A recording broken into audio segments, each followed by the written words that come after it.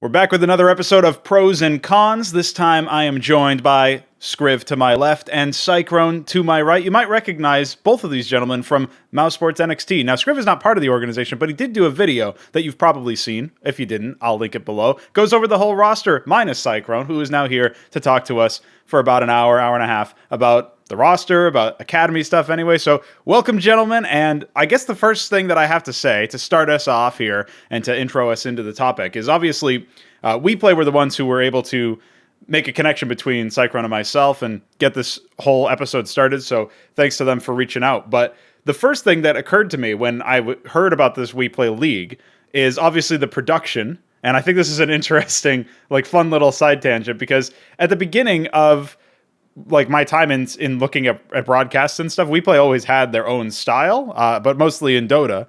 When they came in to do this league, they obviously there was a couple of threads on the front page of Reddit you guys may have seen where the coaches were actually in the game as like a 3D model almost. So how much of this was like their idea? Did anybody come to them and say we need to get the coaches? Sycrone, were you just sat there like I want to be in the game too? What can you give us any backstory on this? We have a marketing PR team in Mouse, and they just send every player a guide on what we needed to do. So okay. I think a few of the people had to get pictures taken today. I had mine taken a little week ago, and yeah, they just booked a professional photographer in our home city close to whatever player in Hungary, Poland we have, right? And we just went there and we took the pictures that was needed. And I think it was a little bit rushed, so I don't think everyone is uploaded yet, and it's not fully finalized. But yeah, I just got a guide saying, do this, meet up here, show up here, take these pictures, and then come back to practice. Okay. Yeah. So that was what you think they used then to get the models into the game or whatever, because it looks like they have some similar faces or whatever that maybe they used the pictures for. That I thought that was interesting, and Skriv, obviously you've been on plenty of broadcasts yourself. Maybe you can say a few words as to how useful that can be in especially in some of those longer timeout scenarios where there's something fun, novel on screen that people don't see every so often, and you can actually comment on that. Like if you were in Harry and Hugo's shoes, it's probably something nice to be able to commentate about, I imagine. So yeah. Any words on that or overall? I'm not sure how much of the WePlay League so far you've actually caught, but interested in your overall take so far. Yeah, I mean, I've seen those clips for sure, right? Yeah. And caught up with the results and stuff like that. But I think it can definitely give an effect, like you say, something to talk about in the longer pause times, even just kind of, I think, include the coaches a little bit more, because obviously as pundits, as watchers, we know the role that they have and that kind of thing. But I think sometimes viewers don't quite appreciate or know the names and that kind of thing. So it gives a little bit more character to them because there isn't a webcam or whatever for your coaches and things like that. And then I think also having this extra level of production and something a little bit different, it does show, as I think WePlay have got a lot of credit for, their creativity and kind of caring quite a bit about being different and being interesting and whatnot. And then I think as a commentator, that gives you an extra level of care yourself. You know what I mean? You're working for someone who's really effective and showing that they want to be a bit different. So you kind of add to that and get a bit excited to see what else they've got in store, so to speak. Must be nice is all I'll say on that. For sure, yeah. It's one of those things that seems, it certainly seems pretty interesting when you see that the first time. You're like, wait, the coach is actually in the game. I'm actually kind of surprised nobody else seems to have thought of this. At least I can't remember. Maybe there's some really old example of somebody trying to do some augmented reality stuff. But it's a cool idea, a cool little gimmick, and it gives the coaches more representation, which is something we're all happy about here. So, Sycrone, I want you to walk us through some of the initials before the WePlay League gets announced, before we learn about the Academy sides going up against each other and getting that dedicated practice. I want you to walk us through the sort of formation of the Mouz NXT roster, how you became involved with the project, and also maybe, I'm not 100% sure what the chronology is, so maybe you can clarify that as well, because I don't remember if you were announced as coach at the same time as the whole rest of the roster was unveiled, or if there was something inner workings in the scene where you were approached and said, do you have any recommendations for pros to pick up for our specific roster? So could you talk to us about how this roster actually came to be? As obviously when you look at the HLTV page, for example, there's not really a whole lot of similarities between the ethnicities, right? And the origin points of of all of these players. So it's definitely one of those like international squads, especially with so many of the players being at a young age. How did that all happen? Yeah, so I would say perhaps 4 months ago, Torbjørn Mifar, who's the coach of the main Mouse team, obviously we know each other. We have some history in the Danish scene. Also, when he was coaching in alternate attacks, I used to play for Pr0s, and there was a bit of a rivalry there. And he told me that there was maybe a job opportunity that he would like for me to pursue. And he asked if I was the same guy that he knew since back then, and since before then I've made a good impression on him. So he just recommended me for the position, and I know that they had different interviews and things people they looked into. But ultimately, I had my interview, and they would really like to move forward with me if I was interested. And I said, yeah, of course. I think this is the right time for me to move into being a coach full time. And they said to me that they had some players in mind, and that there was going to be this age restriction, which is the 16 to 20-year-old. You have to have four players between that. You can have one senior player, one junior player. So we started looking at different players that were available, and like one of the names that we had in mind really early on was JDC from the German scene, because originally we were thinking perhaps we should make a German roster, or at least make it majority German, because there's a big German fan base in Mouseports, of course, and there's the German Meisterschaft and everything. But we quickly went away from that idea. Mouseports has for a long time been an international brand, and even the main team is English speaking and everything, so it would make sense to just make an international roster, communicate in English, and have them ready to potentially go on the main team. So we looked at different candidates, and I think one of the first guys I brought up as a good fit was Pr0s. We had different offers we also looked at, but it was very clear that once we had the conversation with him, it was just he was gonna fit right in. He was so humble, so kind. The first thing he said when we did the interview was that I don't want to be shady or anything, but I have a backband from 4.5 years ago, and we told him, yeah, we already looked into it, and we know that it will expire this November. But he was just straight up saying that, yeah, I have this, guys. I don't want to fool you or anything. And he's just so humble. I watched a few of his demos, maybe 4 or 5 of his demos. I talked to some of the players in his region. What do they think of him? Some of his teammates. Yeah, I had the interview with him as well. And it's the same story for all of them. JDC was also always kind of on board. And then Sertian, Dorian, the Israeli guy, he played a little bit with NATO Savix. In some different mixes. And I was actually supposed to play with him in some of their mixes. And he always told me good things about him. NATO and I go way back. We've been in so many teams together. One of my best friends from the Counter-Strike scene. And I kind of took his word for it, and also did an interview with him and had a look at him. Obviously, he's very young, doesn't have that many HLTV matches or like even any tournament experience. And if you're that talented at such an age with so little experience, obviously there's something there, right? So we had an interview with him, and he was also like in a good mindset that I could really see him fitting into the team. So we had kind of these 3 players already in the mix, and it was all about what could Mouz and I, what kind of a group could we put together that would work. Can't get 5 AVP players, can't get 5 goalkeepers, right? Sure. So we looked a lot at the market, and I talked to people from every region, like Norway, Sweden, Poland, Spain, and I talked to some of the more established players in their scenes, and asked them like, what are some up and comers that are good in these specific roles? What do you think?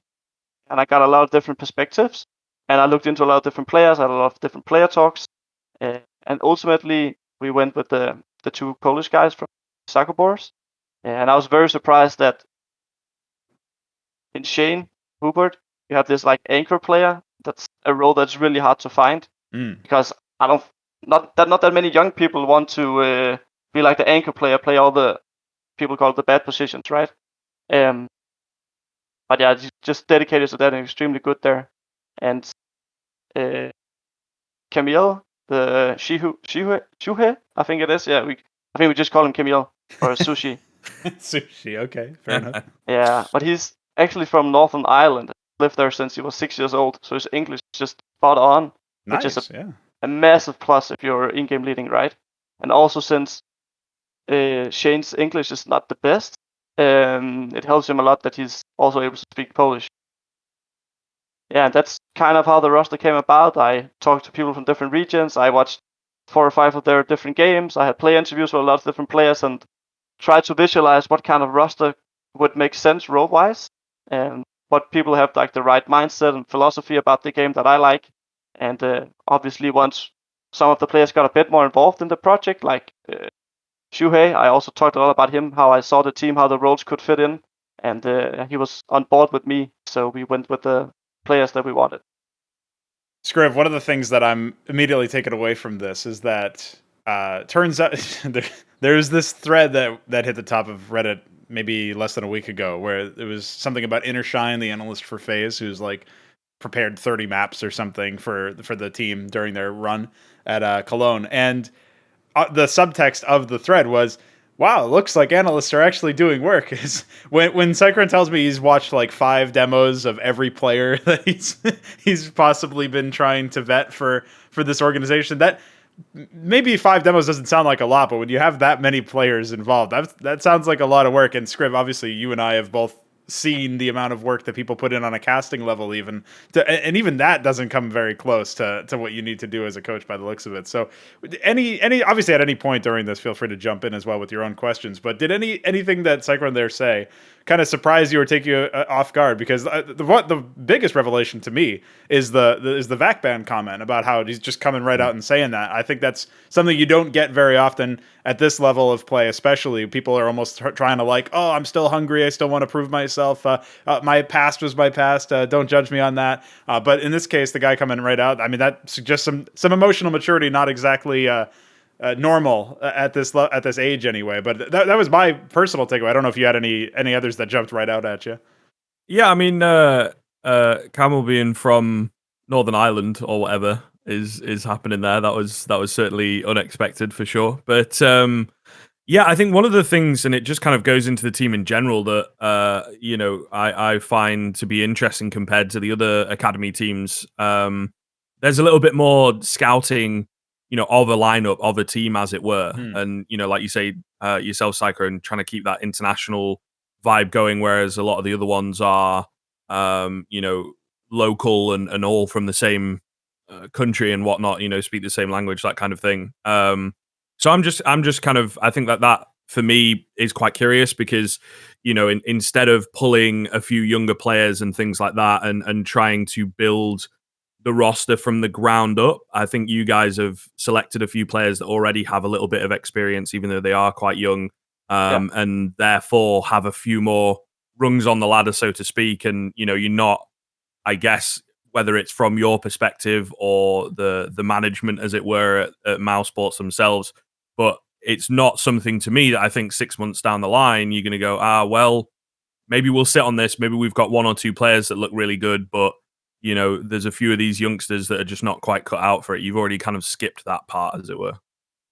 Yeah, and I think that was a major part of what we were looking for, is that I don't know who's good in Poland. Yeah.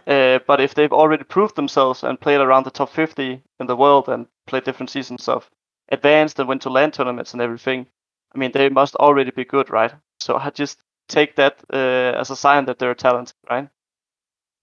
One of the things that caught me off guard was also the fact that you mentioned Zen already wanting to be an anchor position, right? Already wanting to play that. Now, I've looked at my fair share of demos at like the tier 2, tier 3 level when I see teams like Azako Boars, for example, going up against it. And one thing you very quickly recognize is like, how soon does that anchor player start pushing? How soon does he fall off?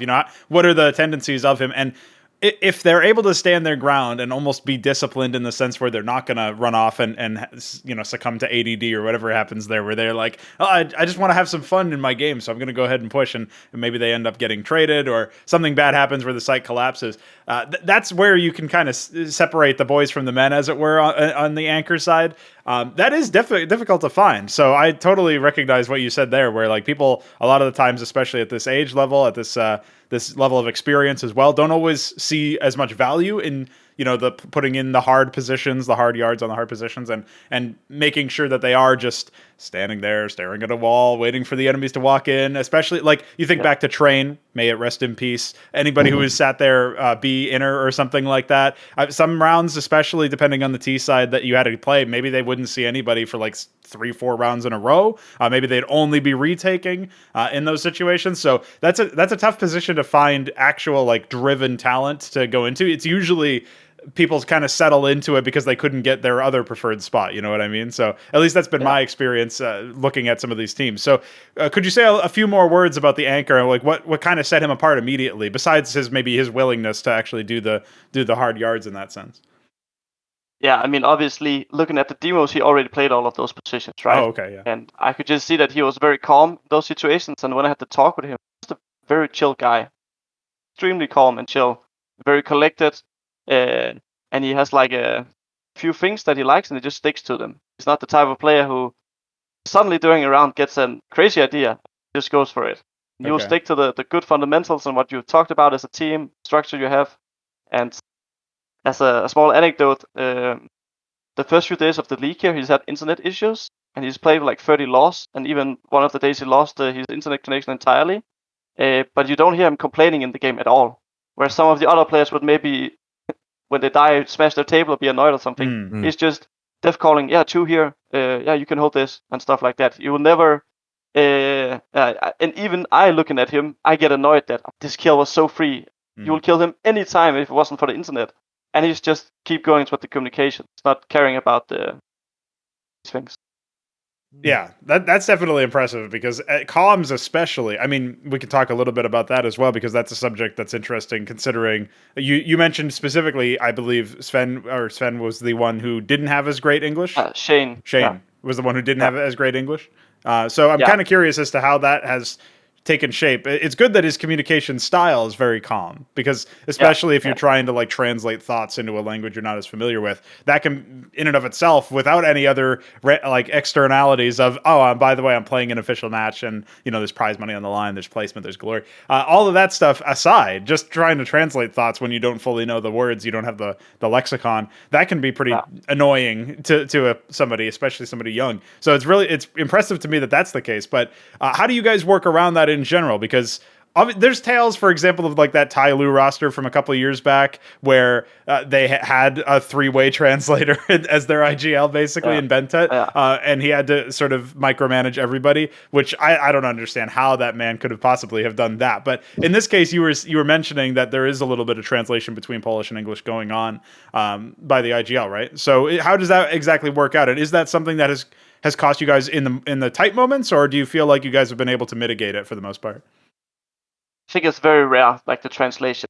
But whenever it's just those two guys alive, they speak in Polish most of the time. But yeah, he understands everything. It's just not the type of guy who's just a player like an idea. It's just not that. Even when they played in Sakopos, they spoke in Polish, right? He wasn't the guy who would say, "Let's do this move here. Let's do this setup or something." He's just like very quiet, like a good soldier. Just does what he's told, right? And some of the things we've done to combat it is that he's watching a lot of English movies. I know that at home he's trying to speak in English with his family, his parents, and he's looking into taking the English lessons as well.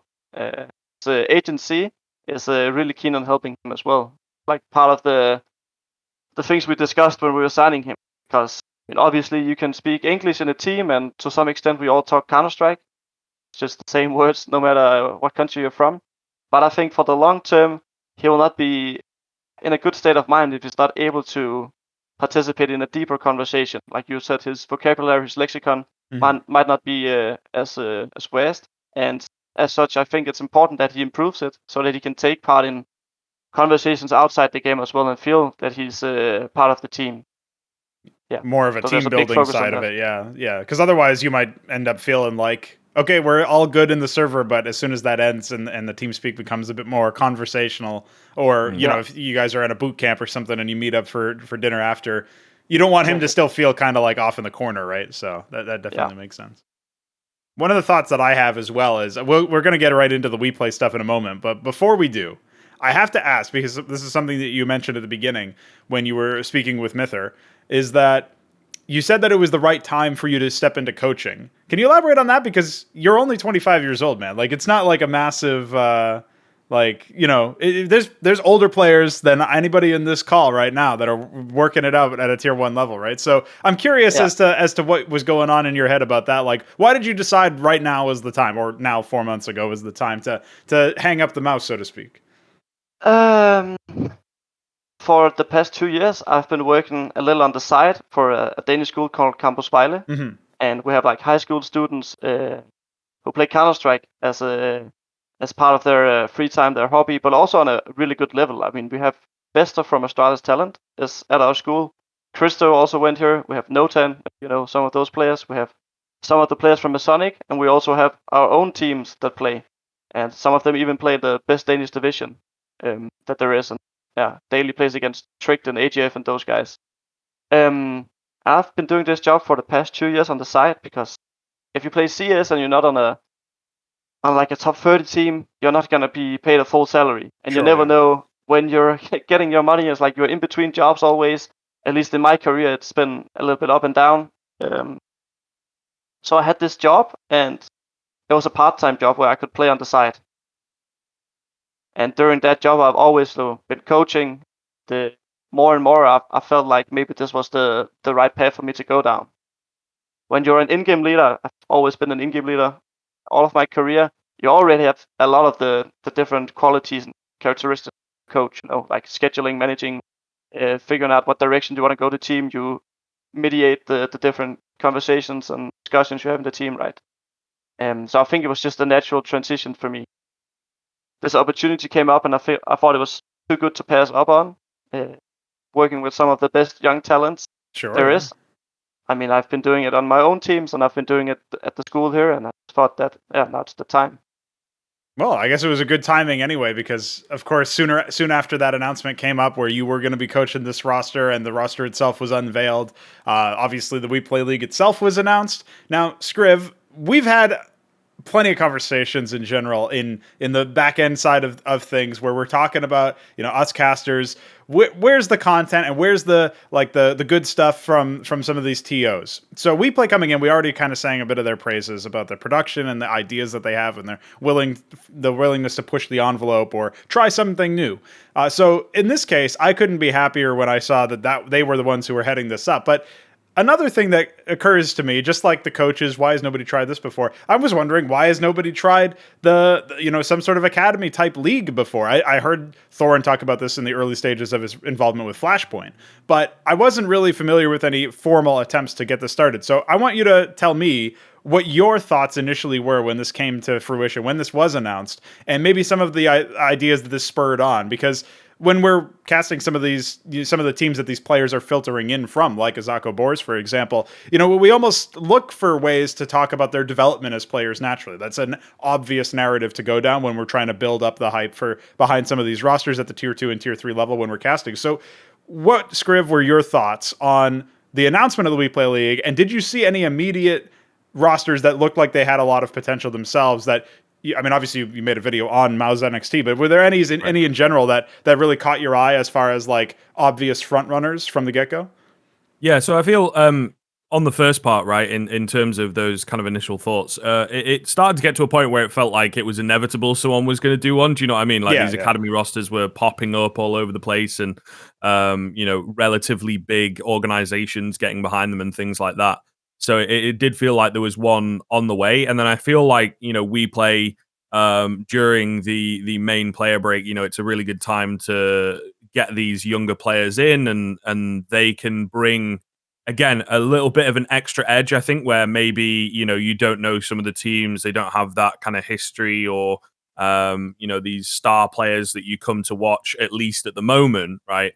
So I feel like they are able to bring this kind of extra level with a bit of a studio and a solid talent team, and this extra level like we talk about with the kind of goofy stuff in game, sure, but then I think they're also trying their best to do as much content as they possibly can out and about. I think Furia Academy are nearby I saw James tweet about and stuff like that. So I think that they're a really solid shoe-in for it. In terms of, impressive teams and whatnot, I think, and not just saying this because, we're on and we're talking, Mouz NXT have got to be one of the favorites, at least in terms of, a little bit more of the history as compared to some of the other teams. I think Fury Academy look pretty good, right? They have a few players there that have got a little bit more history behind them as well. I think a couple of them playing for Imperial and whatnot, and looking scary while doing so. Also an interesting team because you have issues with the main Fury roster. Yes. I feel in terms of your individuals, Navi Junior, like Munisi is terrifying, but he also has a little bit of support from the likes of Orncare and Pogorelov, I think, if I'm getting them correct, right? So there's a good number of teams moving in and organizations really that are behind it. And I think that this is a good direction, like you kind of touched on a little bit, for the general scene to go in. I think especially if we want to keep this sort of semi-open circuit to CS, right, and not get fully franchised like some of the other places, this almost Premier League-esque system, football-esque system, sure, where you have demotions and promotions and things like that can feed in. At the minute, it's not in terms of leagues, but in terms of teams, I certainly see that it can be there. Like the main Mouseports roster, there could be a couple of players on this NXT side, if they really start performing well, that could threaten, and therefore be brought into the main roster, and you swap people up and down. So that kind of competition element, we've already seen a little bit of with the Young Ninjas, True, between a good couple of players over there. So I feel like this kind of direction of having these academy teams and somewhere for them to play and test themselves, and then maybe they enter into, the winner of this league could get a spot at a bigger event, so to speak, against their main team or with their main team. I don't know. That would be a weird conflict of interest probably, but something like that, I think, to really spur these teams forwards and prove what they have. Yeah, one of the things that really makes me laugh about the Young Ninjas stuff specifically is that is, again, it's like when Vitality was doing a legit like rotation of players, and Astralis was obviously touting that they had this big lineup and they were going to do we're going to do a 1,000,000-man roster or whatever, and then obviously Vitality is the one who actually seems to be doing it legit, like they're the ones who are breaking it in, and then obviously the Valve rules kind of. If you follow the official story anyway, Vitality claimed that the Valve rules were one of the reasons why they moved away from that.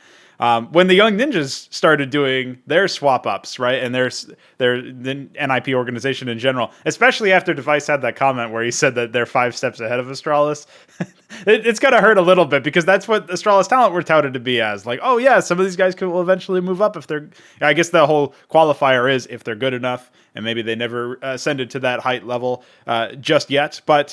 It is still funny to me that NIP got there first, especially in light of Device's context. So it's just another reason to build some rivalry between those two brands, I guess. But Sycrone, I wanted to ask about whether or not that's been a conversation in Mouseports at all. Has there been a conversation as of yet about potentially being able to swap it? Like, is this something that was discussed maybe in the onboarding or this is what Mouseports as an organization can offer you guys for some of the younger players is like, if you're really good, you might be swapped up. Has there been any talks internally about that you're free to talk about or anything like that?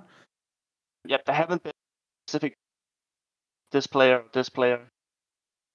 Could be in the future, and at least for us, we're not so interested in swapping back and forth too much. I mean, it can easily ruin the team dynamic, and also think Young Ninjas were on a really good streak, and then on the behalf of the main team, they had to swap up some players, and maybe it didn't turn out for the best for the academy team. But obviously, it's a successful story either way, right? If you just bring up one player from the academy team, it'll be worth the cost, because the cost of buying a player of that caliber from a different organization is as much, if not more, as the whole academy project cost. And when we were scouting the players, also one of the selling points was that for some of these guys, there's not a chance to go that far in their own regions. Maybe there's a little bit in the Polish scene, but like in Hungary, for example, Torsi could play for Budapest 5, but I mean, what's really the end game there, right? So it was very easy for him to see that, okay, I can go international, potentially go on the main team at some time, but I could also just go on another international team and have this experience of playing in English stuff, right? So it was very easy to sell the opportunity in that way. Cool. Yeah. I mean, it's one of those things that it seems a no-brainer at this point that more and more of these sort of centralized European nations are getting to the point of understanding that the current landscape doesn't really support a massive amount of teams from just one sort of source, and we're seeing international lineups be the new norm almost for a lot of even the top teams. So obviously it's one of those things that makes you think. I wonder how long until like more academy teams specifically try to go for this. I suppose in Brazil it's probably a little bit easier to find 5 players who are of a reasonable caliber and want to come up, and especially with the buyouts in that particular nation, it seems definitely something you want to do earlier rather than later. So I was honestly surprised to see, like, I know you have to actually have a dedicated academy roster, and it can't just be the main team that comes in, but I was kind of expecting maybe MIBR or something to feature in there, because they've been lacking in experience themselves, as obviously they had to just come in and replace it.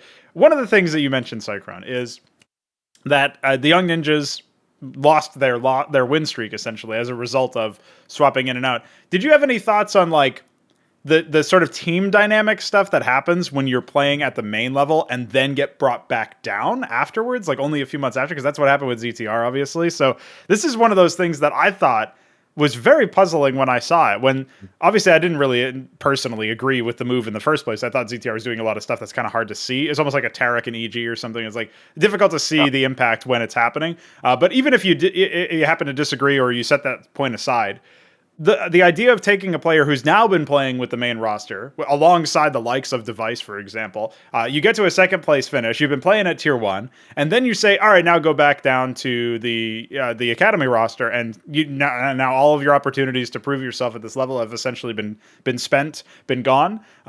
The things that can do to a player range pretty heavily depending on the character of that player and how cool-headed he is. So for sure, did you think that this was like a smart move, or were you more on my side of things where you were like really puzzled by it? What was your take when this happened? I was a bit puzzled, but I also don't think that CTR was maybe ready for this kind of level that's expected in the main team. Okay. I think maybe it was just a kind of a last-minute solution and a good story, right? To try and give him this opportunity. In the end, it didn't work out for them, but I think he got invaluable experience, even if it's going to take him some time to reset mentally. I mean, that experience he got from playing with them is, you cannot get there in 1 year playing on this level he is right now. Sure, yeah. And it's not the first time in history it's happened, and it's benefited someone. I remember Kenny S when he was on the come up, and he played in, I believe it was Very Games with Existent, those guys, and they said he's not ready for this level, and they kicked him. And he played for some lesser French teams for a year or so, and then he came back to the team, and he was arguably one of the best players in the world for a few years, right? So it has been working, and it takes a strong character to bounce back, of course. So it depends a little on the person. And also, it's not the first stint of academy teams that we have going. Go back some years, I even played for North's academy team myself, and at that time I was competing against Fnatic Academy, which had Golden on their lineup, and Golden ultimately ended up going to Fnatic, the main roster, right? So yeah, there's some proven story that it could work.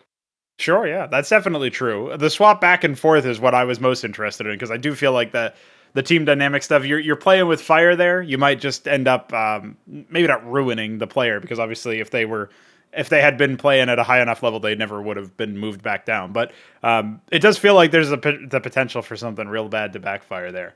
I don't know if you had any thoughts on the whole Young Ninjas stuff, Skriv, or if this was something that you had followed particularly at the time. Yeah, I mean, I think another aspect to it is, as far as I'm aware, they also kind of lost Manon from the Young Ninjas side around the same time. He just took a bit more of a backseat. I think he's still kind of on the roster, like he's included on the WePlay roster and everything. So I would imagine that he's still around, still available if needed, but he's taken a bit more of a backseat. So that's also another thing that they kind of had a couple players shift around.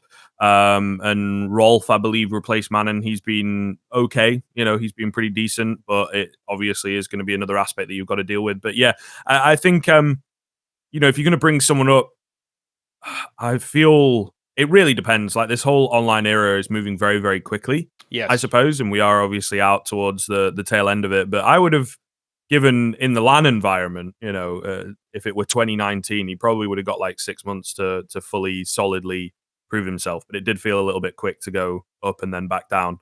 And I will say, I think I caught a few of the games quickly after that change, and he was a little bit deflated. And if he's carrying out the in-game leading role and all that kind of stuff, that's going to have an effect. And then I think also an interesting thing with the Young Ninjas is the fact that he had only really been in that roster with them for about a month, and then he got called up. So it's not like he'd really played with those guys for a long time either. So there's this whole learning his system within a month, and then he moves away. So it's like, okay, well, we're doing something different then. And then he comes back. So you've got to relearn and continue to learn his system because you probably hadn't fully grasped it in the space of a month. You know what I mean? So really strange time for that roster, for sure. But when they were on it, they did look pretty good, and they were definitely taking some names. But it's taken a little bit of a hit the past 6 weeks, I would say.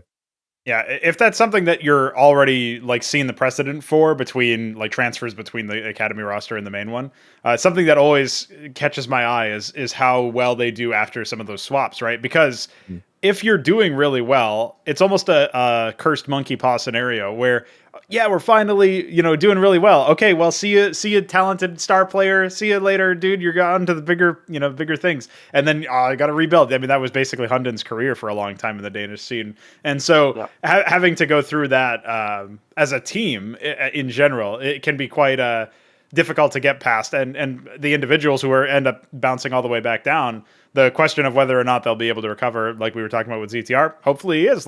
He definitely turned some heads in his debut game, and then from there on, it was kind of rocky, maybe this way, maybe that way, but definitely something a player to keep watch on, just for the interesting storyline, for my money anyway, is that.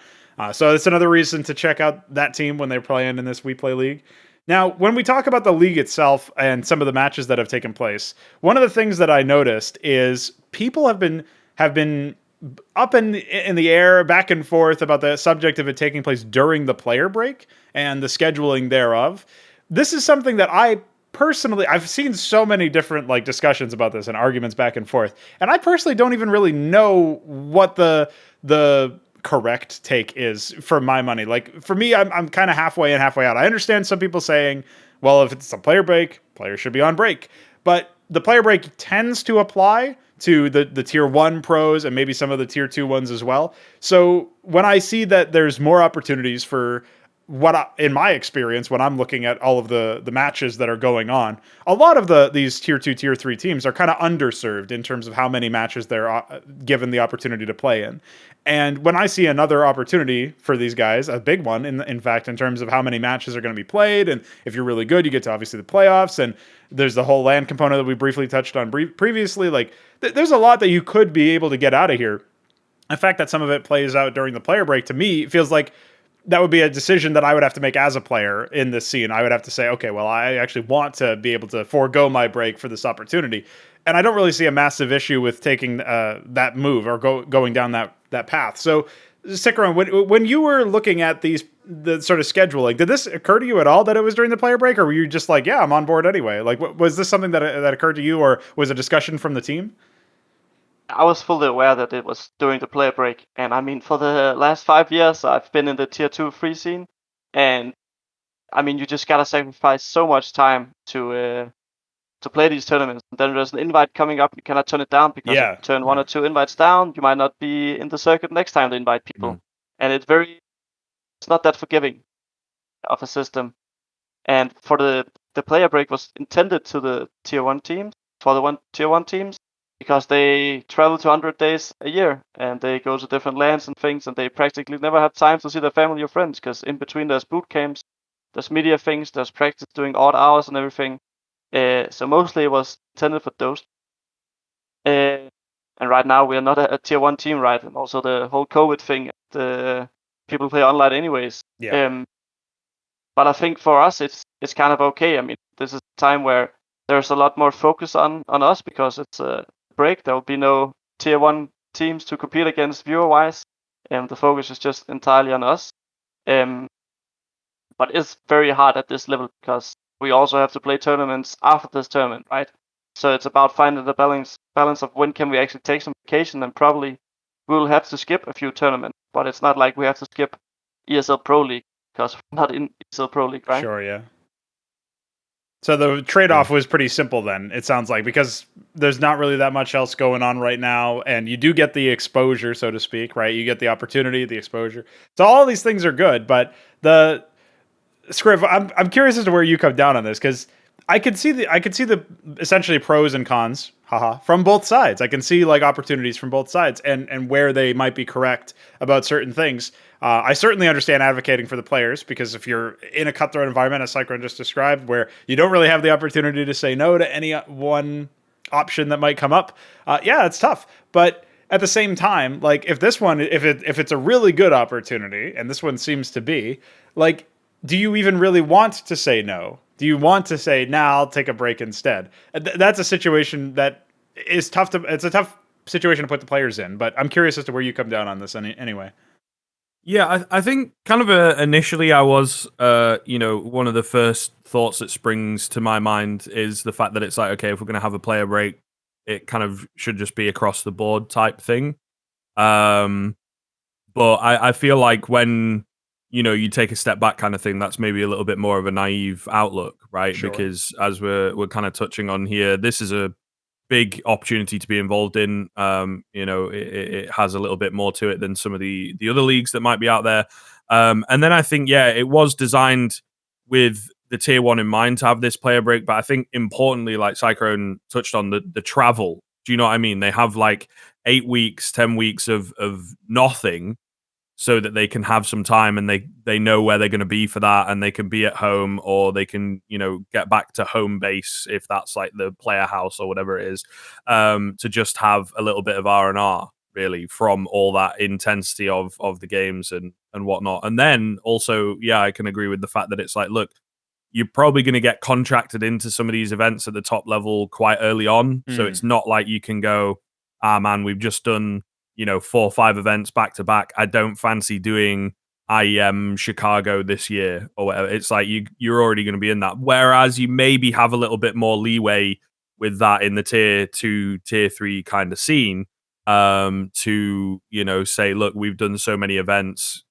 either get someone else in, or we don't want to play in your qualifier or whatever, because a lot of them still have the open qualifiers and things. So yeah, I feel like it's, with the level of the teams, with the way that it's kind of being done, I think that for me, it feels like it's okay. I can definitely see, though, I think we're all kind of in this camp. You can maybe see where some of your CSPPA players and representatives are coming from, that it's like, well, it kind of undermines this whole thing that we're trying to do, which is a little bit annoying. And, we weren't necessarily talked to about it and able to correspond with the players and try and mediate or whatever, so I can kind of see where they're coming from as well. But I just think that it's like, you're early on in your career. You also have to bear in mind that it's like top level teams play all these events, and then even your top 50 teams play quite a lot of online stuff. Yes. These academy teams don't get those same kind of chances.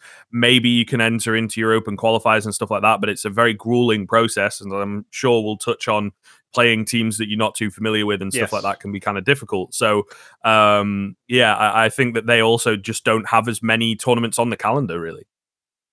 Yeah, well, there's a couple of different threads we can go down. I will briefly touch on the CSPPA angle, because I find that really interesting to me. Is that obviously there were some player reps who were coming out on Twitter and saying, like, we're in a part of a larger conversation, trying to figure out what the best sort of solution for this would be. And this is something where I kind of wish CSPPA had already had some sort of statement out on this, or had, like, before it happened, instead of responding to it, they had already had some thought, like, this is what we're going to say when this happens. This is the contingency. This is our sort of central thought pillar of this thing. And we're going to use this to guide our rulings and our advice and our sort of whatever the end stuff ends up coming out, where they make some sort of decision. It would have been nice for them to already have something prefab made that they already had thought through and thought about, that they could have said when this happened, instead of having to do this deliberation process. But this was always kind of a risk, I think, when it comes to specifically the academy side or the lower tier side versus the higher tier side.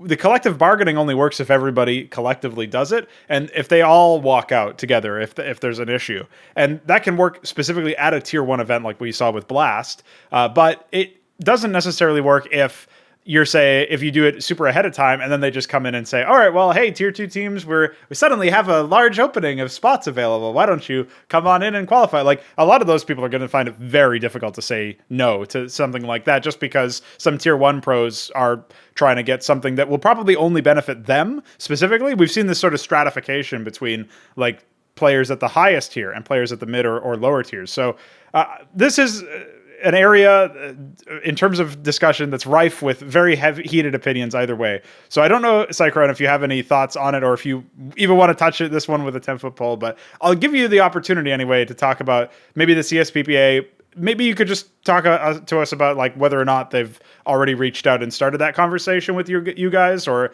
is there a specific player rep? Like, are you the one who represents this team to the CSPPA, or has there been a discussion about that? I'm not personally contact with them at all, and I've never talked to any of them from CSPPA. And I think this is just a case of them flexing their muscles and saying that, yeah, I mean, we're supposed to have this player break, please don't undermine us. Mm-hmm. And that's what they're supposed to do. They're just supposed to say that, hey, it's not cool, but it will still happen. Okay. Yeah, it does seem like a little bit of a, maybe not virtue signaling, but something similar to it, where they're kind of like, from the ivory tower, so to speak. So that is what it is. I do again wish that there was that they had some more teeth to them and could enact some sort of change, but it feels like maybe they haven't gotten the buy-in from the tier 2 players or the academy players in this particular case, and that's unfortunate, because if you were really operating as a player association or a union but not legally, because you can't call yourself that, then it would still be nice to see some evidence of that. It feels like maybe they've really settled down on the tier 1 side of things, unfortunately. So, yeah. All right, go ahead. Just to touch on it, I would love to talk to them if anyone from there is listening here. If they could bring in the coaches from the academy teams, or even some of the upcoming organizations out there. I think the tier 2 free scene is really tough. I mean, the amount of vacation and breaks you get is very limited, and if you skip a few tournament invites, you might not get any for the next half year, right? I'm here if they want to talk. There you go. There's the bat signal is up there. I'm actually curious as to what you think of the idea of a separate player break specifically for the tier 2 circuit or something like that, because obviously it's not really an organized circuit in the same sense, but a lot of the tournament organizers that only organize tournaments for that level, or at least they don't usually organize tournaments for a tier 1 level, could simply say, all right, this part of the calendar is a no-go zone, and then otherwise they kind of sort of schedule around that. I feel like then you would still have the opportunity for like everybody who normally watches tier 1 CS to maybe cast some eyes down on something like the Academy League that WePlay's running, or something like a tier 2, maybe one of those open qualifier type events. There's a lot of options for that kind of stuff to still benefit from a viewership angle, to take advantage of the fact that the player break for tier 1 is going on, but then you still get a dedicated break for those players who are down a little bit further down on the tiers and grinding out, like you're saying, time and time again, and afraid to say no to any of these events. Does that make sense, or has that been maybe something that you guys have thought about? Or obviously there's not really much you can do as a single team, but just as a thought experiment, do you think that would actually do the trick? I think that CS right now is so oversaturated that it's extremely hard to find the gap where you could have a break and then another team plays, because right now tier 1 teams are playing everything apart from maybe 4 or 5 weeks during the year. Yeah. And the tier 2 free scene is playing everything. There's no breaks. There's always some CS going on. I think like the case of no matches being shown on HL2V is extremely rare. Yes. Yeah. So I think it's really, really hard to do that. And for us to do that, you have to shut down some tournaments. And it's not only just for the academy teams. It's also for like all other teams, right? Sure, yeah. But it's a possibility, I think, if you do something like that, where there's 3 weeks during the summer where it's the academy teams and like the tier 2 free teams have a break, and then part of it is the main teams, right? What do you make of the scheduling and saturation in CSGO, Skriv? Because this is a topic that I personally have been on the alignment of like, listen, there's way too many tournaments. I can't even watch all the games of IEM Cologne. It's the first LAN back. ESL, please let me watch all the games. I can't. I have other things I have to do in my life. So please let me do it. And obviously, it's just back to back, sometimes 2 games at once. What are you going to do? Who are you going to watch? And they're all good games usually, especially on LAN. The ones have been really impressive. So is this something that it's not just on LAN, right? It's not just the recent tournaments, if I'm honest. Like, it feels like this is a problem that's been going for a while in this online era, maybe even before. I remember talks like 2018, people were talking about oversaturation in the scene. So where do you come down on it? Do you agree that there's too many, or is that, like, do you have a devil's argument, maybe some sort of position you could steal, man? Like, actually, it's really fine if you do this, or is it sort of non-negotiable? What do you make of the scheduling currently? I feel, to maybe give you a little bit of that Sure. devil's advocate, I feel like they're trying to go towards something that feeds in a little better with kind of your pro tours and getting spots at Blast and things like that. So I do think that they are trying their best to get everything a bit more streamlined, but it does feel like within the tournaments themselves, even like you're talking about with Cologne now, maybe it's a bit more difficult. But I don't know. It's like, how do you want to do it? Do you want to play games every day for like 2 weeks without a break in between for the teams and whatnot, or do you want to try and speed things along? But yeah, it's an interesting one. You know, you have the Euros go down recently, is like the most recent actual sporting event that I've just watched, and that feels a little easier to keep up with even the other teams and whatnot. A couple games within an evening and a couple evenings a week. So it's really not that crazy, and they get through an awful lot of countries to begin with. Now it's maybe a little, harsher. You have your group stages and stuff like that, and there's no chance to come back. There is no lower bracket, to run it back VP style and all this kind of stuff. So maybe you lose some of your storylines, but it really depends. I don't know what, sort of the KPIs and the economics of it all look like for them. Maybe that's kind of a part of it as well, sponsor time and whatnot. But yeah, I feel, to be realistic, like it is just generally oversaturated. There is a lot going on. You have to be a bit selective and trying to be a pundit, be an analyst, or be a true fan even. You'd have to go back and watch some in your own time.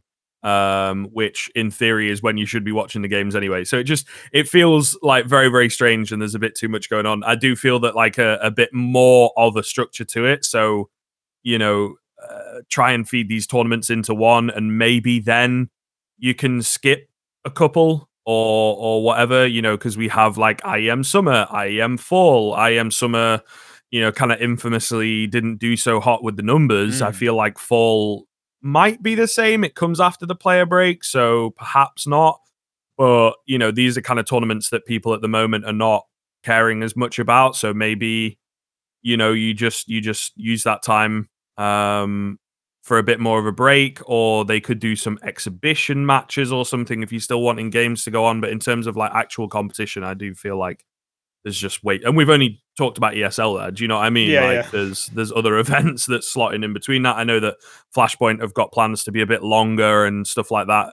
So I really don't know, man. Like it does feel like there's a bit too much going on, a bit too much to keep up with. Even as I say, in select tournaments, like you can't watch everything. It's just unless you are, double monitors and that kind of thing. But you can't fully intently watch every single game and break them all down and get the full show, Yeah, it's been so difficult for me because I came into the previous episode of this exact talk show and I wanted to have plenty of takes for IEM Cologne. So watching IEM Cologne, and I'm like, wait, how's this team already in this case? And I talked about, I mistakenly, for example, thought FaZe was already out of the tournament at the point where I was recording the last one, just because I've seen so many games of FaZe and I was like, oh, they lost like twice or something. But apparently I was mistaken in some capacity. But it's just like, how do you keep your head on a swivel in this case when you're having to watch so many games? And in some case, in the specific FaZe example, it was just me fucking up. But when it comes to like general understanding of how the tournament has progressed, I don't know many people who could tell you, oh yeah, this team played this team and then they lost and then they had to go to the lower bracket. And like, you can't follow all of the paths that these teams have taken, generally speaking. It's very difficult. So definitely something that I would like to see change up a little bit. Now, Sycrone, speaking of a lot of games, speaking of games that are coming up, obviously the WePlay League still has plenty more to go in its initial round robin. I'm not sure if you have any thoughts on the format, but before we even get to that, one of the thoughts I had was something that Skriv hinted at earlier, is that it's quite difficult to actually do any sort of data mining and downloading of some of these rosters, especially some of the players who maybe are new to those rosters. For example, we were talking about ZTR earlier, who came back down from the main Ninjas roster. Like, how much stock do you put into his play with that team versus his play with this team? Like, in my estimation, you'd probably have to just disregard that and just say, okay, we have to wait for them to actually play some games so we can see how he's slotting into this one. So what has been your process for figuring out your opponents or like being able to get any information? Have you had to focus more on the team's individuals than your opponents and just try to play your game? Because it does feel very challenging to find any sort of footage on some of these teams, at least current footage as well, because Astralis Talent played a lot of games like last year or something, but not so many this year by comparison. So are there any teams that have like, been boons in that sense for, oh, actually they do have some demos that I can look at? Or has it really mostly been tough going so far?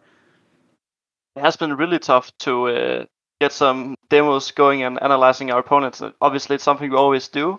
And right now, even against some of the teams we've already played, it's on the day when we're talking and discussing, maybe we have seen a few demos, we always try to. And when someone on the team asks, like, who's the AWP player? Who plays the AWP here? And it's just so funny because a few weeks ago, we played the Pinnacle Cup. We were playing against the Alliant from Tropic and these guys, right? You always know who plays where on the map, and you've seen them so many times. And it's so easy to recognize their names. So when you're trying to keep track of, oh yeah, this guy's the B player, we just killed him, let's try to push towards B or something, right? So hard right now, and some of the teams you can't even get any information on.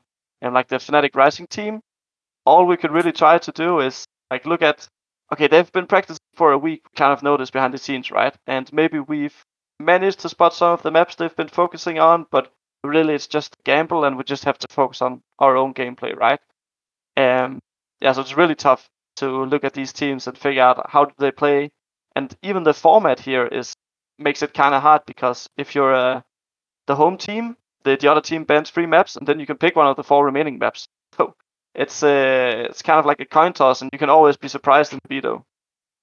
How has that changed stuff? Yeah, that sort of pick ban thing is really novel in that sense too. How do you since it's so different? How do you feel about that as a coach? Like, is that something where you're kind of interested in it? Does it obviously it changes the game quite a bit for you, but that still feels almost like, I'm not going to go out on a limb and just say it's terrible because it's different. But is it something where it's like, do you think it morphs it too much? Is it still too early to tell? Like, how have you been adapting to that?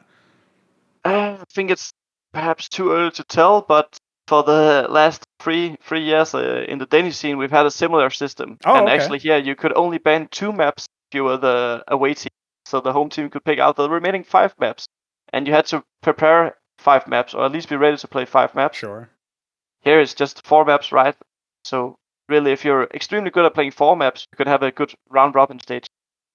Yeah. There's a guarantee that you have at least one home map, you could call it, that you could be making it through. So that obviously puts a distinct amount of pressure on the team to prepare enough maps so that you can be comfortable on enough to actually make it through some of these round robins. And I mean, you referenced Fnatic Rising. That's the game that went to many overtimes. So it's one of those situations where they obviously were able to take it close.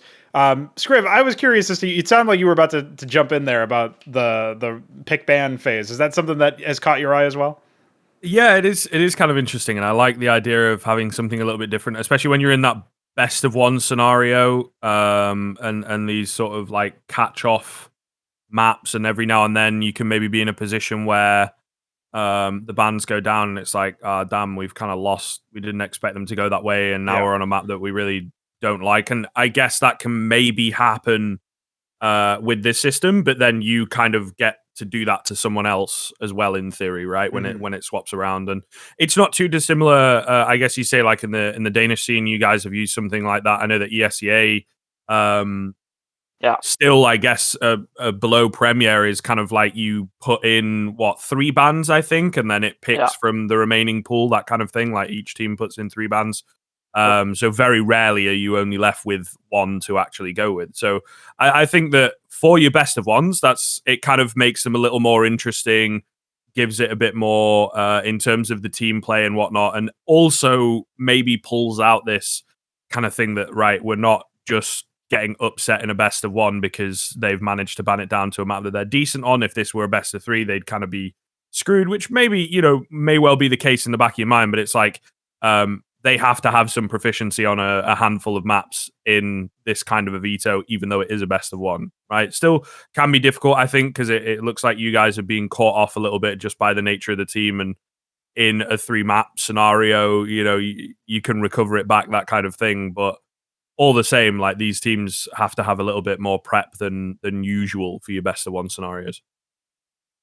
It's one of those things that it's probably very nice for the viewer because it's shorter games. It's only one, a best of one or whatever. People say that, especially at the top level, there are enough overlap with those map pools that best of ones actually seem a little bit more legitimate in that sense. Yeah. So like there's an argument to be made there, but to me, yeah, it definitely is a bit tough to adapt to a system where, like, obviously, Sycrone, you're familiar with a system that's like this, like you mentioned, but I imagine a lot of the other players may not be. So it's one of those things where, especially the IGLs, probably have to figure out what they're doing in that sense a bit differently. Have there been any cases where, like, I'm noticing, obviously, this is at this point, Train is completely gone, and we are deep into Ancient. Is that a map that you guys have felt like has morphed the competition as much as maybe people like me, you might not be aware? I was very critical of Ancient coming in, especially when it was still qualification to major time. Like, some teams would be playing on Train to qualify to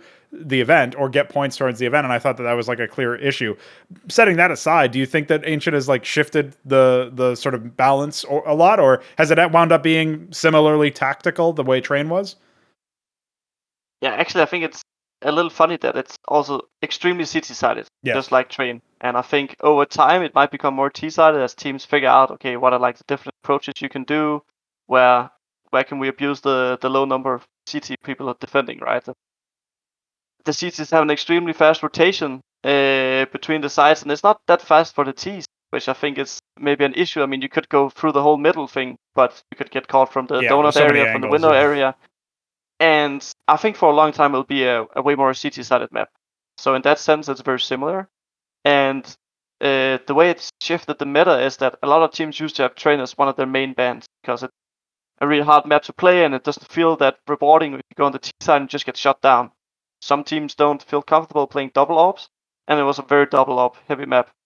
And it's a map where you, on the CT side, you fight for map control all over, right? You want to have pop, you want to have team middle, you want to maybe push Ivy, you want to maybe push brown halls, these different things. And again, the CTs have a like way faster rotation than the Ts. Just go through connector. Yeah. Ts have to run through white balls, they have to run through Ivy. It's so hard to play that map as T. And Ancient is kind of similar. But this time around, people don't want to be left out. So I think a lot of teams just try to play it in. And they wanted something new. So I think a lot more teams are playing Ancient than teams play Train. It does seem like that, yeah. It seems like people have been more receptive to maybe it's because it's like a 3-lane map in some ways, so it's kind of similar to other cases, a bit more familiar. Obviously, the map is still undergoing some construction by Valve, so there's also the chance that some stuff radically changes the way Vertigo had a lot of changes made to it in its development. Still not a map that I enjoy. I guess while you're here, we could get your thoughts on Vertigo as well. What do you make of that map? Because that's a map where it seems to be a good for tactical teams who can adapt to it. But do you feel like that's a map that you guys would fancy your chances at, or is it a map that you personally enjoy watching or playing on? Personally, it's one of my favorite maps, and it's because on the T side you have an extremely fast rotation, and even on the CT side, and you can just go back and forth, and if it's like a 2-on-2 clutch, and you're stepping underground like on the wood panels or something, like it's so hard to figure out if he's actually going B, if he's going A. So there's a lot of mind games going back and forth between the two sides, which I really enjoy. Like, it's not a map I've played that much, in particular on my own teams, so it's not one of my main strengths, but for sure it's one of my favorite maps. There you go. What do you make of Ancient and I guess Vertigo as well, Skriv? Because I mean, you don't have to touch on Vertigo if you don't want to. That was just me taking my personal vendetta out again, using that opportunity to say, why Valve? Why have you done this? But Ancient, on the other hand, I also say, why Valve? Why have you done this? But maybe people seem less inclined to agree with me on that one by comparison, because it seems like it's gotten a lot of adoption. Sycrone mentioned teams seem to be not wanting to be left out. They're going to jump right in instead of it just being accepted that Train is a map that you ban if you're not able to play it. Ancient seems a little bit more welcoming in the early stages. So do you feel like it's made a positive impact on the scene overall? Yeah, well, I feel like a lot more teams kind of learned from the lesson of Vertigo, because when that came out, I think that was permabanned like way more. And then you started to, once teams were a bit more comfortable on it, and you had teams like Astralis maybe at the time, where it's like, okay, they're really solid on Nuke, workable Train, and then they have this Vertigo as well. So it's like, the maps that are commonly taken away early, they could potentially go for. So you kind of, do or die type thing. Liquid as well on Vertigo, right? Like, look really, really solid. And I think that there were some teams that just sort of pretended it wasn't there. Do you know what I mean? And that came back to bite them when it was like, okay, well, I guess we have to learn Nuke then. And actually, it turns out Vertigo is a little bit easier if we don't have like a solid Nuke. Vertigo's maybe not got as much depth to it in terms of your executes and things like that. I think what Sycrone's kind of touching on, it's getting like a feel for the map and, being comfortable with the way that everything works rotation wise and just sort of approach wise in those clutch moments. I think especially like, that's where the mind games definitely come in. But when it comes to Ancient, like, again, kind of similar to Vertigo, it's very fast as compared to other maps. Maybe that is because it's fresh at the moment and teams are just approaching it that way, but it does seem a lot faster than some of your others like Inferno and Overpass.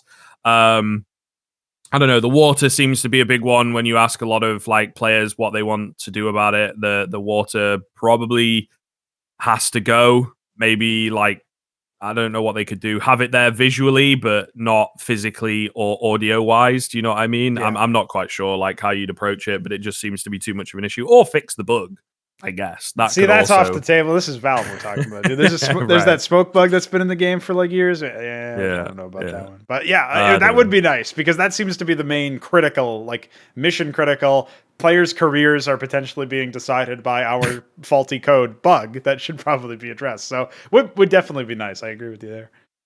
Yeah, I don't know. It feels like it's a good map though at the moment. Like it's a bit fresh, of course, which is always nice.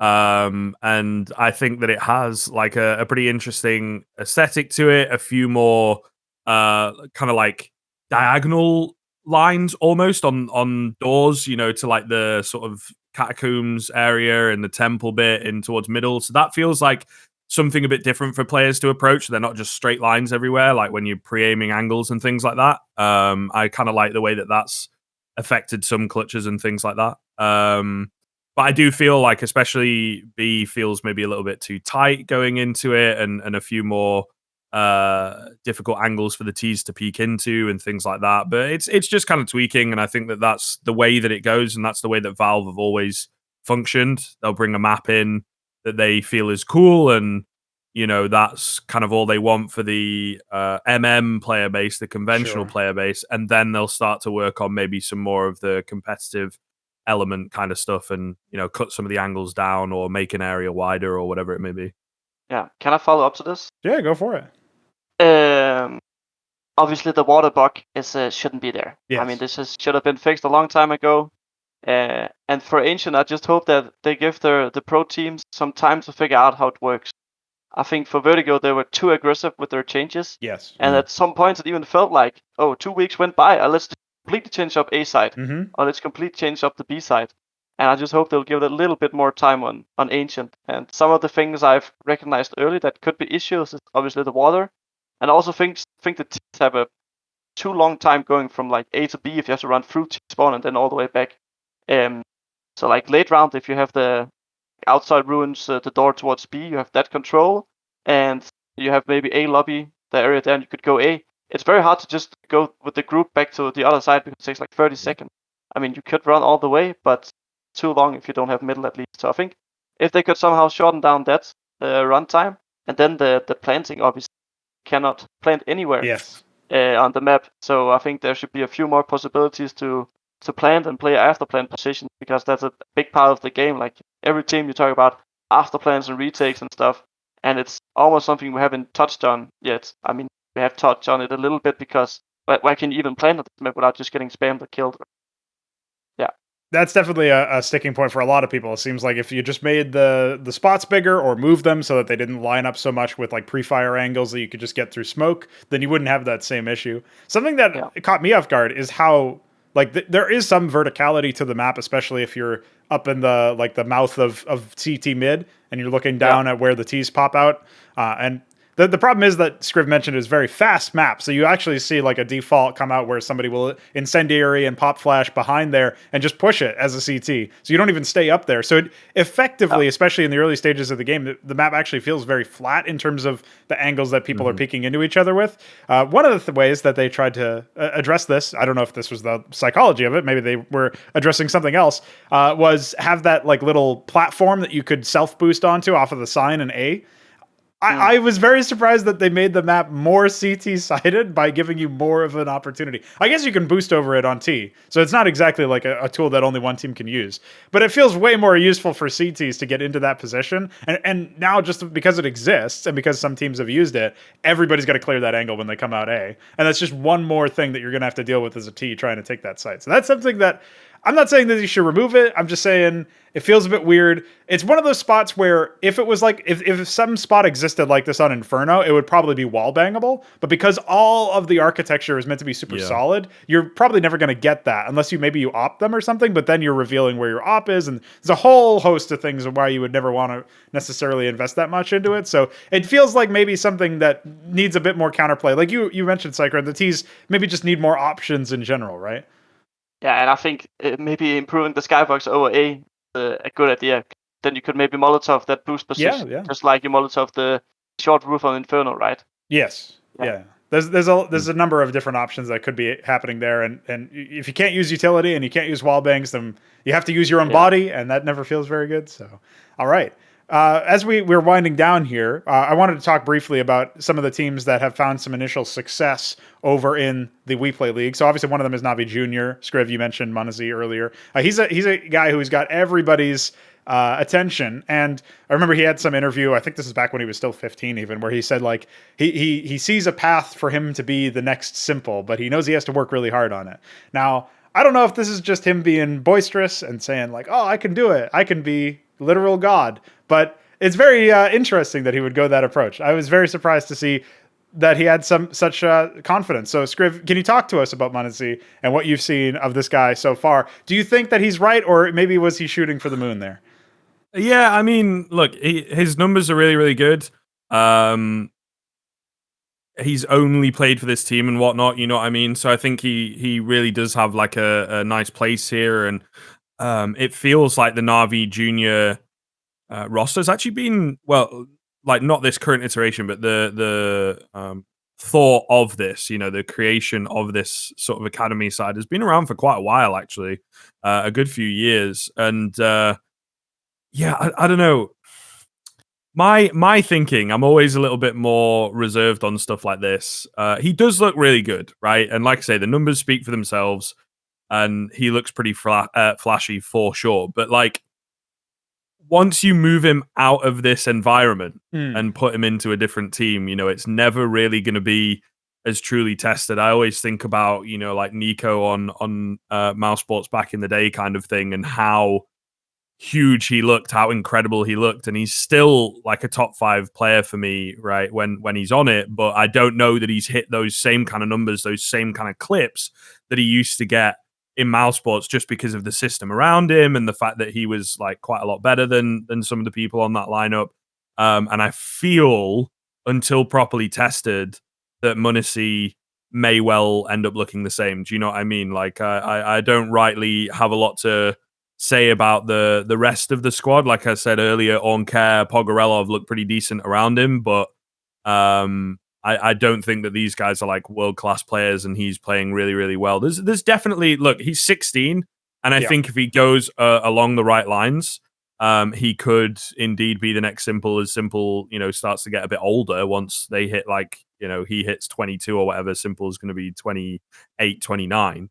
But I don't know. It's very, very difficult to say. I think it's a bit too early on. We could see some flashy numbers, but as soon as he starts to play off against some top teams, as it were, a bit more consistently, do you know what I mean? Like they're losing to like, this is just reading off HLTV to be fair, but like Lingby Vikings and Apex, and they've lost to Young Ninjas a couple times in the past, so I think that they're certainly not in a position where m0NESY just hard carries every single game. He's an absolute god. He just has like some pretty good numbers within this team, within their system. Yeah, I also think it does very well in FPL. Yes. Which is not in that team, and English is extremely good considering it's just 6 years old as well. And for him at least, I even talked a little bit to him about it. Oh, okay. I don't think that he should go on and be the next Simple, because I think Simple will be there for the next 5-8 years at least, and that's a long time in Counter-Strike. Yeah, and if that's his goal, I think he could maybe find success elsewhere. Yeah. Not maybe pursue the Simple dream going on the Navi main team. I think Skriv right now is a good place. But for the future, I would also like to see him try his ways in a different, and maybe create his own path. That's not just directly let me play Simple at some point. Yeah. That's a tough one. Obviously, it's massive shoes to fill. But we've already seen, Skriv, what you were talking about with maybe m0NESY having lower impact or lower success if he's moved on to another roster. We've already seen that, for my money, with ZywOo. Like ZywOo in the Vitality roster after they were in the process of rebuilding, they've seen a little bit more success, a bit of an uptick since.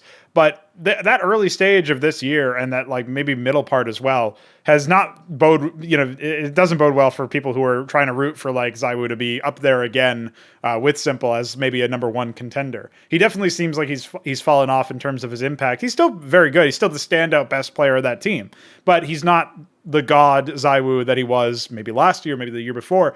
Now at this point, it seems like when you take away some of the supportive elements, when you fully divest yourself from Alex's system, for example, like, yeah, a lot of things change and you're up against different leadership.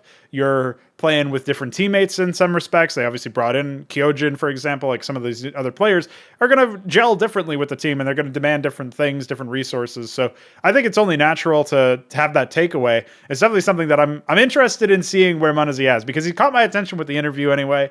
I'm interested to see where he goes. And yeah, like Sycrone, you were saying, doesn't need to replace Simple. Good luck doing that anyway, because the guy seems unstoppable, not just in IEM Cologne, where obviously he's the MVP, and it was like probably the best performance of any individual ever in the game. It's not just that. It's also that he's been on an uptick somehow. It's like he's improving from godhood already. Like, I don't know how he's doing it. Yeah. So I don't know, man. Like I feel like for me, Simple, even as an example in that, you mentioned ZywOo, but think about how hard Simple has had to work and, go through all these different rosters and little bits of time. We'll see what happens after Cologne. Obviously, the whole storyline here is the last LAN that we had before the pandemic. They also managed to, pick that up, but then very dominant 3-0 over G2. Right.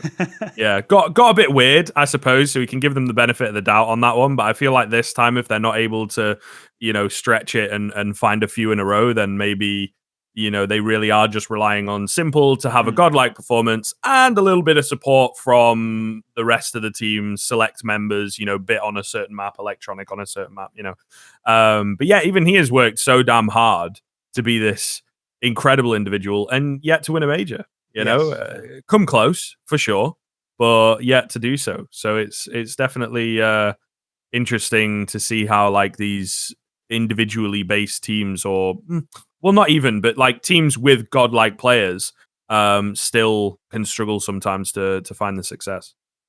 To me, at least, it seems like this iteration of Navi is the strongest yet. With Bit coming into everything and starting to perform, it really seems like it doesn't have to be the Simple show. It just still happens. Yeah, it's one of those things where, like, I think he, for example, for my version of Simple, what I've constructed of him, his performance in the very final map of the final wasn't exactly lights out. He had some really good stuff in the final previously, and obviously in the lead up to the final, he was just lights out. But he was able to cool off and they still managed to win that map. And that was pretty good to be. Like, that was something where G2 are obviously no slouches on Nuke. The last time that I remember them playing on Nuke, I have to say I remember because I didn't watch every 1,000 games that played in the last 2 months. G2 and Navi, obviously, Navi got bailed out by Simple doing a ridiculous, miraculous 4K, everybody remembers, and that was a massive clutch. That was still online. So to see him do everything to a higher level on LAN was really, really impressive, and I'm definitely interested to see where he goes from there. And if we circle back to Munazi briefly, this is a player, and I guess Navi Junior in general as a roster, they probably have a little bit more film on them that you can use, Sycrone. Is that the case, or did it turn out that they were actually a little, maybe they made some roster moves since then and it's escaped me, but it feels like I remember casting a similar lineup to this one just maybe like a year ago. So that's a lot of time where maybe they were a team that you could probably anti-strat a bit more. Is that true? Yeah, for sure. It's way easier to go and look at that team and anti-strat them. And I mean, also some of the other teams, there is still for sure some material. Like the Pig Academy guys we played against yesterday. It was also easy to find stuff on them because they'd already played the maps that expected that we were going to go into. It's just that even if we can look at some of their stuff, they play a way different playstyle than we're used to. Like the Furia guys, it's just very Brazilian CS, right? And they do some things that you would not expect. And even if you see it in like the demo, that okay, guys, we have to be ready for these different kinds of things.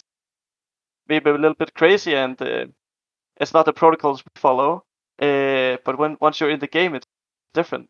Even if you expect it to come up, it just feels so weird. Our everyday practice play against some of the better teams in the world and structured teams, right? And then you meet someone who plays like this, or even the big academy guys. They have a playstyle that's very different to what we. Yeah, it's almost like the teams that are like ranked higher than, for example, Pr0s, who end up falling to them. It's like just because their playstyle is so bizarre compared to the other stuff. It's nice that you still see that, because my worst fear as like a fan and an analyst, and I've watched tons of different esports down the years, my worst fear is when everything becomes the same and it's like, oh, everybody's just playing different levels of the same kind of like global meta. It's really nice to see that you can still have all of these different playstyles, and that's something that to me, it's a nice thing to be able to watch. Like, say what you will, for example, about alternate attacks, who I've had the questionable pleasure of casting before. That team has a very slow style, at least last year. Again, I don't know if they've made massive changes since then, but last year they had a very incredibly slow style during ESEA. And it was one of those things where it's like when you're going into them, when they're on T side, they are Navi style running the clock down. You will probably not see any action unless the other team gets like ambitious and tries to peek into them. Then their style excels. They're almost like trying to exhaust the patience of the opposing team. Now that kind of style doesn't always work at the highest level, which is why we don't see it nearly as often. Navi does it in a different way, and even then they've kind of moved away from that for the Cologne LAN, at least based on what I've seen from their matches. So it's one of those things where like that specific example doesn't always fly at the highest level. But even though I might not enjoy watching that specific style because I find it very time sensitive, very, very boring, it's still really nice that could happen and could find success, because that shows you that multiple playstyles can actually win you the game depending on a stylistic matchup. And that's what we talk about with, like, if you guys watch MMA, UFC, any of this stuff, it's a similar kind of thing. Like, the styles can make the fights is the sort of adage that people throw around, and it can be very true in CS as well. It's nice to see that it can still be true, even if you end up on the receiving end of some Brazilian CS, like you called it there, Sycrone. Yeah. All right. Well, Skriv, I'm going to throw the floor initially to you for our sort of closing thoughts here. Is there an obvious angle we missed about WePlay or any of the other topics that we touched on? Is there something that's been burning at the forefront that you wanted to bring out here as a final topic? Or, failing that, you have any shout-outs, anything you want to say as your sort of last piece? Well, I just kind of wanted to ask Sycrone really, like, how you feel it's been going, because obviously we're only a few games in and there's an awful lot, and you have the whole schedule, which must be nice, like over the next week or so, panned out. But just on these initial games, best of ones, is it as you expected? Were you expecting maybe a little bit of an easier ride, being one of the favorite teams coming in? If you asked me a week ago, I didn't expect it 1-2 right now. The one win we got was in a double overtime for sure. I mean, we played the Pinnacle Cup. We beat some pretty good teams, and even if we lost, we always put up a good fight. We lost the 16-14 game against Skate 2 maps in a row, and a close 2-1 against Copenhagen Flames playoffs. And I mean, for sure, we are one of the favorites, and I think we'll still show it. I just think we do getting into the groove here a little bit. Some of the teams have caught us off guard, and I think also they're playing all good CS. It's not just like we're playing better, and if yeah. Well, there you go. And I guess it's your turn now to give us any sort of final thoughts. If there's, like I said earlier, an obvious topic we haven't actually touched on, or something you wanted to double back on and say a bit more about. Oh, I don't think there is. All right. Well, that will do it then. And gentlemen, thank you very much for joining me. It was a very nice episode where we got to go in depth about the sort of lower tier scene. The Academy season is just starting off over here. So I suppose just because WePlay were kind enough to reach out, something I should say to them as my shout out is thanks for trying to facilitate some content. It's the first time that I've seen in a while the org's actually trying to sort of push the envelope and again, try to push content out there. So appreciate them setting this up. And as a result, my repayment to them will be plugging their sort of their stream. I guess it's live as we're recording, so there's always games to watch. If you're hungry for Tier 1 CS, you're going to have to wait a little bit. But if you want CS in general, and you want it casted by some of the guys who were casting I Am Cologne, Harry and Hugo, you can check that out. It's a nice entertainment product. And I'm sure we'll be back talking about some more results, maybe of this, maybe of Tier 1. We'll see what happens. Just stay tuned, and we'll get you some more content. And that's it. Bye.